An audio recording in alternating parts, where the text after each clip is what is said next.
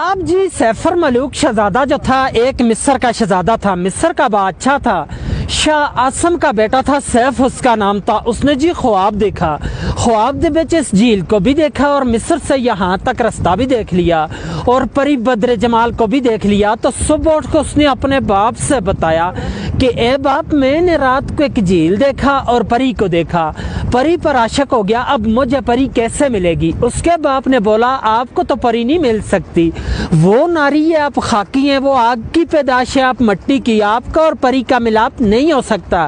لیکن وہ باپ کی نافرمانی سے کئی سال زمانے گھومتا پھرتا، آخر ناران میں پہنچا تو 12 سال راستے پہ لگے تھے۔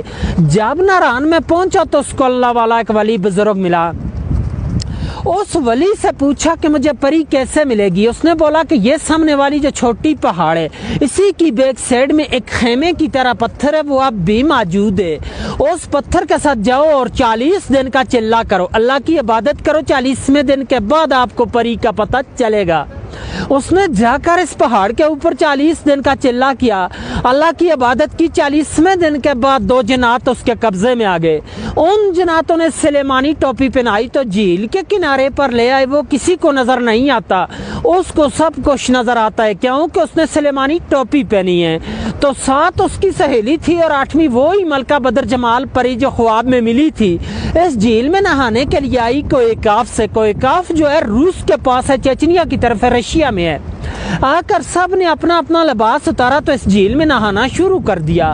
بدر جمال کا لباس جو تھا وہ جنہوں نے اٹھا کے شہزادے کو دے دیا، شہزادے نے اپنے قبضے میں کر لیا۔ دوسری سہیلیاں لباس پہن کر چلا گئی تو بدر جمال اکیلی رہ گئی، وہ جا نہیں سکتی تھی۔ شہزادے نے اس کو اپنی چادر پہنا کر نیچے ناران کی طرف لے گیا، پر جو تھے وہ چھپا لیے۔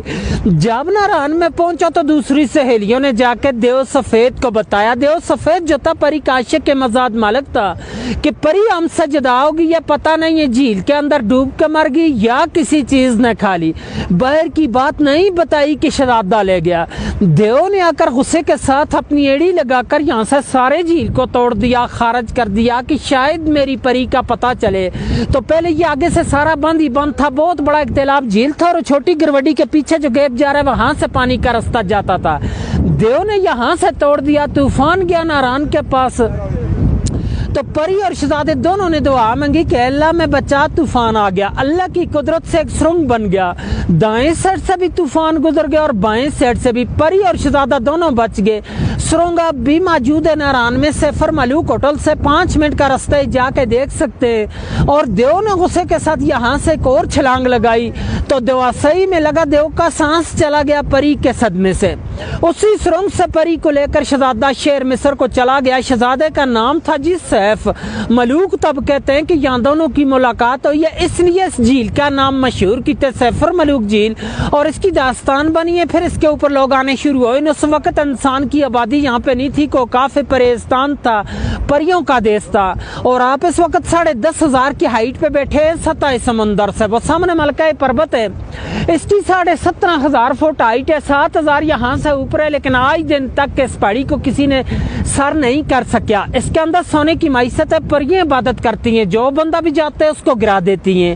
98 کا واقعہ، راشد بٹ لاہور کا ایک بندہ تھا، وہ کہتا تھا کہ میں نے اس پہاڑ کو سر کرنا ہے، لوگوں نے اس کو منع بھی کیا تھا لیکن وہ چلا گیا، جاتے ہوئے راستے میں گر کے مر گیا تھا۔ 13 دن بعد اس کی ڈیڈ باڈی ملی ہے مقامی لوگوں کو، انہوں نے اٹھا کے نیچے بھیجا ہے۔ چاندنی رات ہوتی ہے، چاند کی 14ویں رات ہو تو پریاں اترتی ہیں اس جھیل میں، لیکن ان لوگوں کو نظر آتی ہیں کہ جو چلے گزار ہو یا عبادت کرنے والا بندہ، عام بندہ تو یہی دیکھ سکتا ہے کہ ان پہاڑوں کا عکس اس میں آ جاتا ہے، بہت ہی خوبصورتی ہوتی ہے، دن جیسی روشنی ہوتی ہے، لوگ آتے ہیں نظارے کرتے ہیں۔ اور آج دن تک جھیل کی گہرائی کا اندازہ بھی کسی نے نہیں لے سکے۔ ایک انگریز آیا تھا، اس نے 5 من رسی لائی تھی، اس وقت گاڑیاں نہیں آتی تھی خچروں پہ، آگے 10 کلو کلوا بن کے اس کے درمیان میں کشتی کے تھرو ڈالتے رہے، رسی چلتے چلتے ختم ہو چکی لیکن اس کی گہرائی کا اندازہ نہیں کر سکیا۔ 5.5 کلومیٹر ارد گرد ہے، 600 کنال رقبے میں یہ سارا جھیل ہے، اس کی گہرائی کا کوئی اندازہ نہیں ہے۔ سٹوری ختم سر جی۔